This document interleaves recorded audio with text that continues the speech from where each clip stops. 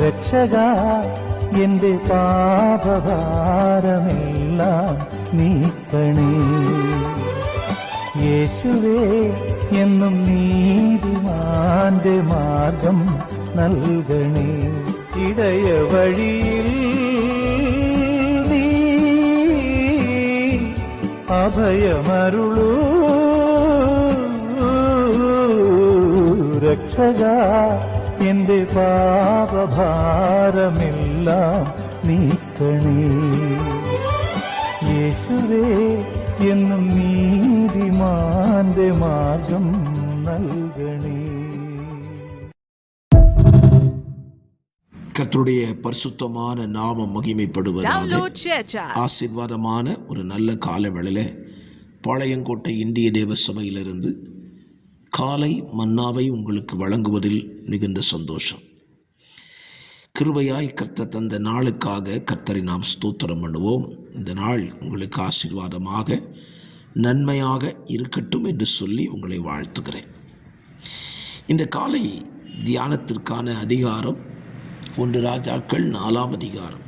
இந்த அதிகாரம் சாலமோனின் ராஜ்யபாரத்தில் இருந்தவர்கள், அவனுடைய ஆளுகைக்கு உட்பட்டிருந்த ஜனங்கள் எந்தெந்த பதவியில் இருந்தார்கள் என்பதை குறித்து மிக தெளிவாக சொல்லப்பட்டிருக்கிறது. சாலமோன் 3000 நீதிமொழிகளையும் 1000 பாட்டுக்களையும் 1005 பாட்டுக்களையும் அவன் பாடினதாக இந்த அதிகாரம் நமக்கு சொல்லிக் கொடுக்கிறது.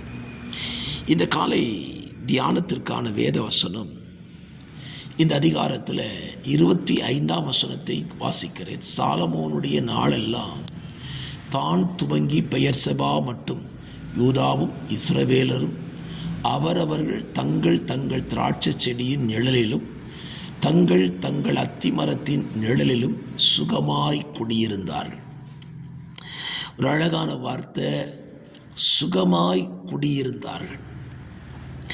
இந்த வசனத்தை நீங்கள் வாசிக்கும் பொழுது இஸ்ரவேல் ஜனங்களும் யூதா ஜனங்களும் அவரவர் தங்கள் தங்கள் திராட்சை செடியின் நிழலிலும் அத்திமரத்தின் நிழலிலும் குடியிருந்தார்கள்.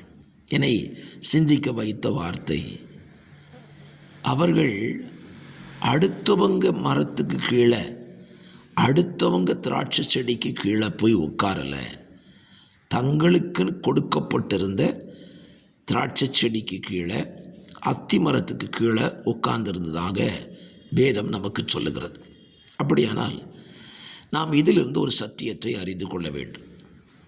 இன்றைக்கும் ரட்சிக்கப்பட்ட விசுவாசிகளிடத்தில் இந்த மனநிலை வர வேண்டும் என்று ஜெபிக்கிறேன். காரணம், ரட்சிக்கப்பட்ட திருச்சபையில் அவர்கள் இன்றைக்கு இருப்பதில்லை. தேவன் தங்களுக்கென்று கொடுத்த திராட்சை செடி, தங்களுக்கென்று கொடுத்த அத்திமரம், இதற்கு கீழே அவர்கள் சுகமாய் குடியிருக்கலாம். உதாரணமாய், என் வார்த்தையை கேட்கிற நீங்கள் ஒரு சபையின் விசுவாசிகளாய் கர்த்தர் உங்களை இணைத்திருப்பாரானால், கர்த்தருடைய காலங்கள் எல்லாம், சாலமோனுடைய நாட்கள் எல்லாம், நான் இப்படி சொல்லுகிறேன், சபை பூமியில் இருக்கும் காலமெல்லாம் அந்த திருச்சபையில் மன உற்சாகத்தோடு சந்தோஷமாக நீங்கள் குடியிருந்து சத்தியத்தையும் தேவனுடைய பாரத்தையும் புரிந்து கொண்டவர்களாய் வாழலாமே. இன்றைக்கி இந்த விஷயத்தில் எத்தனை பேருடைய தடுமாற்ற பாருங்க. ஒரு சபையில் அவர்கள் நிலைத்திருப்பதில்லை. இந்த வசனத்தை நீங்கள் படித்தீங்கன்னா, உங்களுக்குன்னு கொடுக்கப்பட்ட திராட்சை செடி, உங்களுக்குன்னு கொடுக்கப்பட்ட அத்திமரம், அதுக்கு நிழலில் நீங்கள் சுகமாக குடியிருக்கணுங்கிற கர்த்தர் விரும்புகிறார். ஆகவே என்னை கேட்கிற கர்த்தருடைய பிள்ளைகளே, ஆலயம் விட்டு ஆலயம் மாறி போவது, தங்கள் வாழ்க்கைக்கு தகுந்தாற்போல் போதகர்களை மாற்றிக்கொள்வது, இதெல்லாம் நல்லது அல்ல என்பது இந்த வசனம் நமக்கு சொல்லுகிறது. நீங்கள் உங்களுக்கு தந்த திருச்சபையில் உங்களுக்கு தந்த ஊழியரோடு கூட சுகமாய் குடியிருப்பதை கர்த்தர் விரும்புகிறார்.